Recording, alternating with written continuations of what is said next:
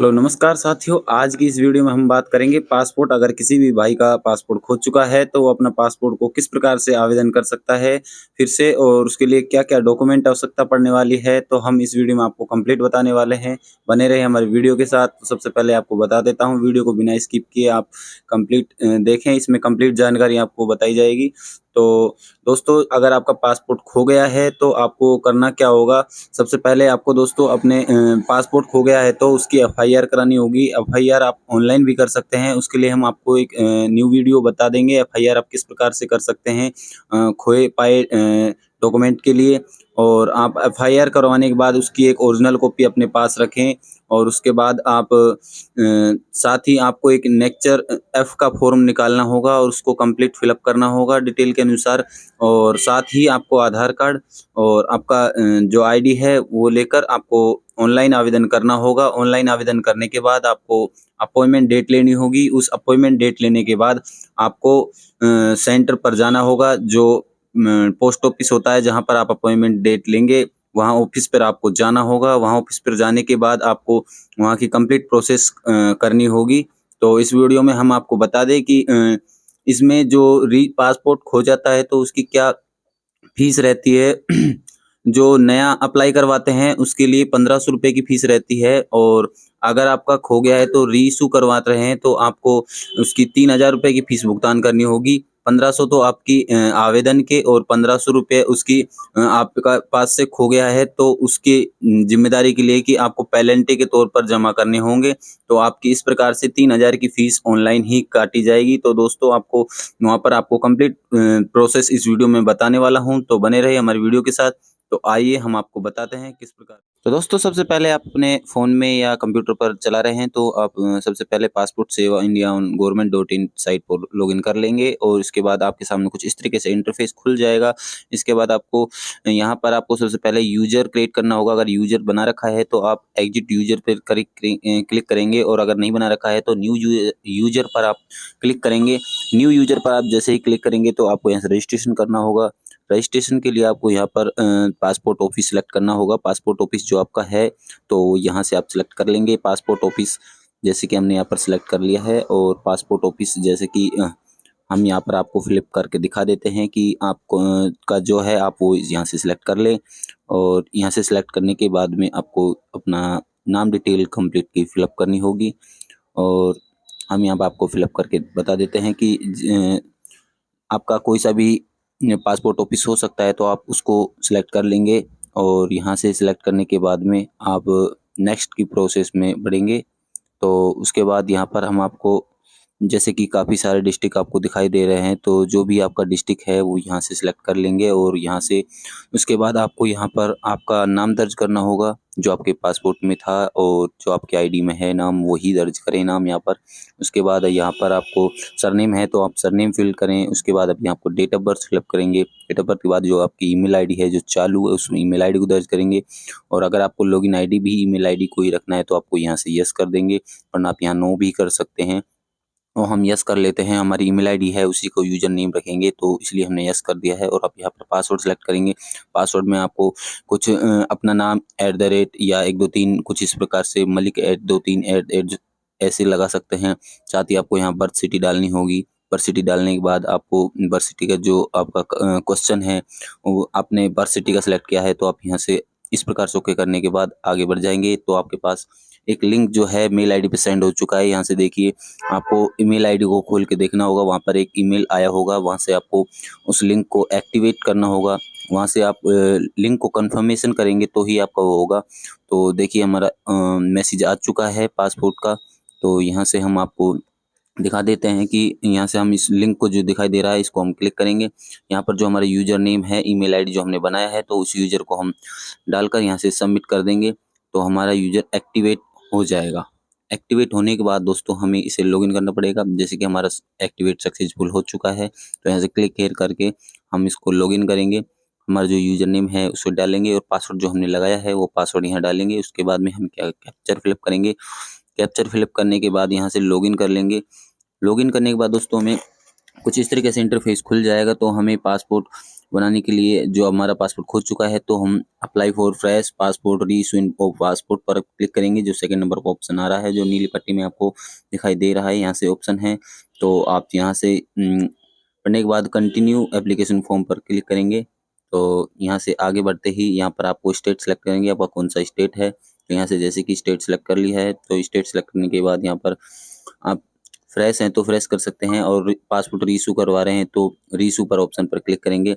अगर आपका पासपोर्ट खो गया है, डैमेज हो गया है, तो आप इस पर क्लिक करेंगे। और अगर आपको पासपोर्ट में पेज बढ़वाने हैं, वो उस पर क्लिक करेंगे। या लॉस्ट पासपोर्ट के जो ऑप्शन, यहाँ काफ़ी सारे ऑप्शन दिखा रखे थे, इनके बाद आपको नेक्स्ट की प्रोसेस में आ जाना है। यहाँ पर आपका नाम फिलअप आ जाएगा, और उसके बाद सरनेम जो है आपका वो डाल सकते हैं। मेल फीमेल का ऑप्शन जो है वो सिलेक्ट करेंगे, और जो नीचे या आपका अदर नेम है तो यस करें, नहीं वरना नो करें।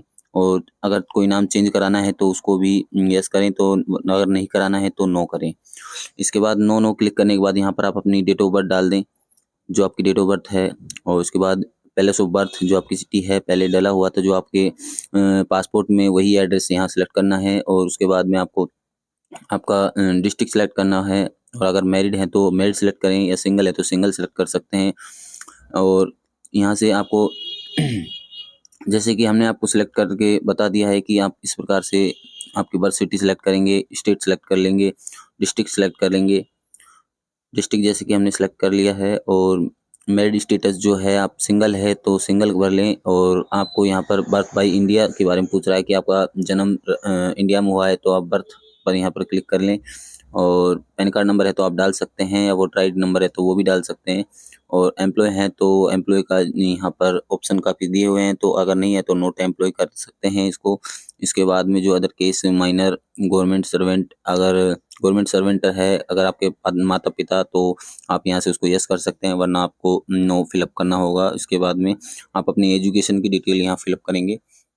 एजुकेशन की डिटेल को आप यहाँ फिलअप करने के बाद में आप यहाँ पर नीचे बॉडी मार्क का जो ऑप्शन दिखाई दे रहा है, तो आप यहाँ से आप बॉडी मार्क का ऑप्शन सेलेक्ट कर लेंगे। जैसे कि आपने ग्रेजुएशन कर लिया है तो ग्रेजुएशन का ऑप्शन भी यहाँ सेलेक्ट कर सकते हैं। और नॉन ईसीआर कैटेगरी, यानी कि आप कहीं बाहर विदेश यात्रा करी हुई है आपने, तो पहले तो उस चीज़ के बारे में डिटेल पूछ रहा है, तो आप इसे नो कर सकते हैं। नो करने के बाद इसको सबमिट करें। सबमिट करने के बाद सेव सक्सेसफुली का ऐसे मैसेज आ जाएगा। तो नेक्स्ट पे आप आपकी नेक्स्ट की जो डिटेल दिखाई दे रही है, तो आप नेक्स्ट प्रोसेस करें। यहाँ से यहाँ पर सेव हमारा हो चुका है, तो यस क्लिक करके नेक्स्ट प्रोसेस कर दें। नेक्स्ट प्रोसेस करने के बाद आपके सामने कुछ इस तरीके से इंटरफेस खुल जाएगा। फैमिली डिटेल पूछ रहा है, यहाँ पर आपको फादर का नेम और मदर नेम यहाँ पर डालने होंगे। उसके बाद सेव सक्सेसफुली करेंगे। जैसे कि हमने यहाँ पर डाल दिया है, तो सेव सक्सेसफुली हो चुका है। नेक्स्ट प्रोसेस करेंगे। नेक्स्ट प्रोसेस करने के बाद यहाँ पर आपको एड्रेस पूछा जाएगा, तो आप अपना एड्रेस यहाँ फिलअप कर दें। यहाँ पर पूछ रहा है प्रेजेंट एड्रेस ऑफ इंडिया, तो यस हाँ या नो, तो यस कर सकते हैं आप यहाँ से कि इंडिया से हैं। Present address out of India पूछ रहा है, तो आप नो करें इसको, क्योंकि इंडिया से बाहर के हैं तो उसको यस कर सकते हैं, वरना नो करें। और आपको यहाँ पर हाउस नंबर और अपनी विलेज, टाउन, सिटी और स्टेट, डिस्ट्रिक्ट, यहाँ पर आपको अपना कंप्लीट एड्रेस भरना होगा। पुलिस स्टेशन, जो आपका पुलिस स्टेशन लगता है, उस स्टेशन को यहाँ सेलेक्ट करें। पिन कोड दर्ज करें, मोबाइल नंबर डालें, यहाँ मोबाइल नंबर दर्ज करें अपने।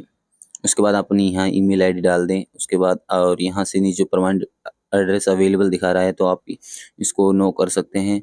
और नो नहीं करें, क्योंकि नो करेंगे तो आपको यहाँ नीचे का जो ऑप्शन है वो बंद हो जाएगा, तो इसलिए यस करें। और इसके बाद जो आपको परमानेंट एड्रेस है उसको भी यस करें। उसके बाद आप सेव कर दें। सेव करने के बाद दोस्तों नेक्स्ट प्रोसेस पे जैसे ही आप जाएंगे, तो आपके सामने कुछ अलग इंटरफेस खुल जाएगा। तो आपको यहाँ पर यस और नो के बारे में कंप्लीट डिटेल बताई जा रही है, तो यहाँ से आप सेव कर सकते हैं। दोनों को यस करने के बाद आपका ये सेव हो जाता है, और मोबाइल में मैसेज भी जाता है सेव हो जाने के बाद में।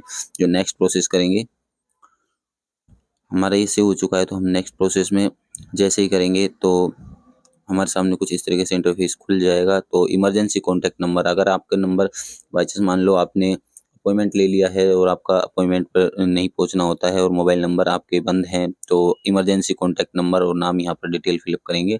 नाम डालेंगे और एड्रेस डालेंगे, मोबाइल नंबर और ईमेल आईडी भी आप दर्ज कर सकते हैं। मेन तो आपका नाम और एड्रेस और मोबाइल नंबर जो इमरजेंसी कॉन्टैक्ट आपसे कर सके। तो यह फिलअप करने के बाद सेव नेक्स्ट कर देंगे।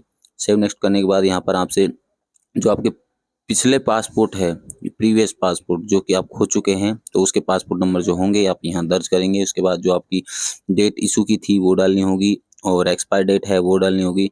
उसके बाद जो सिटी से ये इशू हुआ है वो उसका यहाँ पर डालना होगा और यहाँ पर आपके फाइल नंबर आ जाते हैं। ये फाइल नंबर ऑटोमेटिक आ जाएंगे, यहाँ पर आप दर्ज कर सकते हैं और यहाँ पर आप data detail note available detail note available पर क्लिक कर सकते हैं अगर आप पास ये नहीं है तो। और यहाँ से नीचे have a apply passport but not issue, issue नहीं हुआ है तो नो कर सकते हैं, इशू हुआ है तो यस कर सकते हैं, ठीक है। उसके बाद सेव नेक्स्ट करेंगे। सेव नेक्स्ट के बाद आपके पास ये अदर डिटेल्स के ऑप्शन मिल जाते हैं यहाँ पर काफ़ी सारे। आपको इन सभी ऑप्शंस में नो करना है। अगर कोई केस हुआ है तो उसको यस करें, नहीं तो नो करके ही सभी को सेव करें।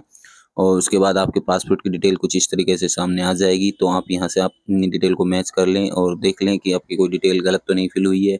उसके बाद आप यहाँ से नेक्स्ट प्रोसेस में चले जाएं। नेक्स्ट की प्रोसेस में जाके अगर कोई डिटेल गलत फिल हुई है तो आप यहाँ से प्रीवियस भी कर सकते हैं और नहीं वरना नेक्स्ट करें। नेक्स्ट के बाद दोस्तों हम अगली प्रोसेस में आ जाते हैं। यहाँ से आपको सेल्फ डिक्लेरेशन को ऑप्शन मिल जाते हैं। यहाँ से आपको सेल्फ डिक्लेरेशन में आधार कार्ड को असेस करना होगा। आधार कार्ड का ऑप्शन सेलेक्ट कर लिया है यहाँ पर और सेकंड में भी एड्रेस प्रूफ में भी हमने आधार का ही सेलेक्ट कर लिया है। तो यहाँ से इसके एफिडेविट शेयरिंग वाले ऑप्शन को यहाँ से डाउनलोड कर लेंगे। इसका हम फिलअप करेंगे, कंप्लीट फिलअप करना होगा हमें। यहाँ पे अपना नाम उसके बाद हमें माता या पिता का जो हमारे पिता का नाम है वो डालेंगे। एड्रेस जो हमारा कंप्लीट है वो कंप्लीट एड्रेस भरेंगे। इसको फिलअप करने के बाद हमको यहाँ पर अपलोड करना होगा।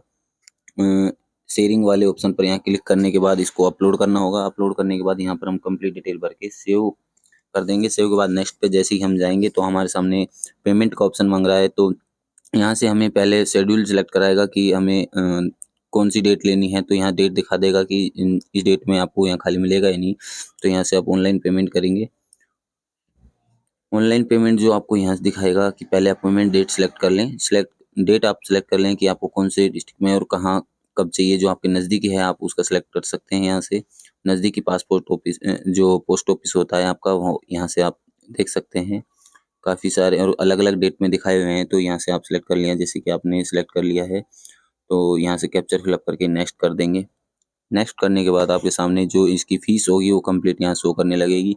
कुछ इस तरीके से जो फ़ीस कंप्लीट है 3000 रुपये की जो फ़ीस है वो यहाँ पर लगने वाली है। तो आप यहाँ से डेट सेलेक्ट करके पे अपॉइंटमेंट की बुक की जो फ़ीस है वो फ़ीस पे करेंगे। यहाँ से डेट अगर आपको वो डेट नहीं चाहिए, उसके अलावा अगर डेट में सीट दिखा रहा है तो वो यहाँ से आप सेलेक्ट कर सकते हैं। डेट सेलेक्ट करने के बाद आप अंडरस्टैंड और यहाँ से यूपीआई के माध्यम से, नेट बैंकिंग के माध्यम से, क्रेडिट कार्ड, डेबिट कार्ड यहाँ पे किसी भी माध्यम से कर सकते हैं। तो यहाँ पर हम यूपीआई का इस्तेमाल कर रहे हैं। तो यूपीआई का इस्तेमाल करके हम आपको यहाँ पर दिखाते हैं कि बारकोड इस तरीके से आ जाता है। हम फ़ोन पे या किसी भी प्रकार से हम यहाँ से पेमेंट कर सकते हैं। तो इस बारकोड को स्कैन करके पेमेंट जैसे ही पेमेंट करेंगे तो हमारा जो अपॉइंटमेंट लेटर है वो आ जाएगा हमारे सामने और हमारा कुछ प्रोसेस अभी रह रहा है। तो हमारा प्रोसेस सबमिट हो चुका है। तो यहाँ से हमारा जो शेड्यूल वो हमें अपॉइंटमेंट लेटर लिया है वो हमें डाउनलोड करना है इसमें।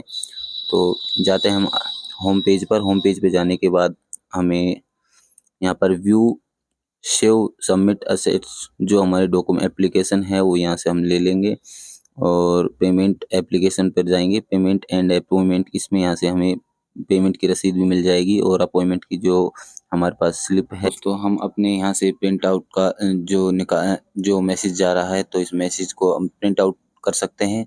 यहाँ से जो हमारी स्लिप आ गई इसमें हमें अपॉइंटमेंट की डेट नहीं मिली है तो हम इसे दोबारा से डेट को सिलेक्ट कर लेते हैं। क्योंकि हमारा पेमेंट हो चुका है तो हम डेट सेलेक्ट करने के बाद हम अपने अपॉइंटमेंट लेटर को यहाँ से डाउनलोड कर सकते हैं। हम फिर से एक बार करते हैं, सर्वर प्रॉब्लम वजह से नहीं दिखाया होगा शायद। तो यहाँ से हम एप्लीकेशन को फिर से सिलेक्ट करके और हमारे जो अपॉइंटमेंट है उस अपॉइंटमेंट को हम फिर से शेड्यूल को सिलेक्ट कर लेते हैं।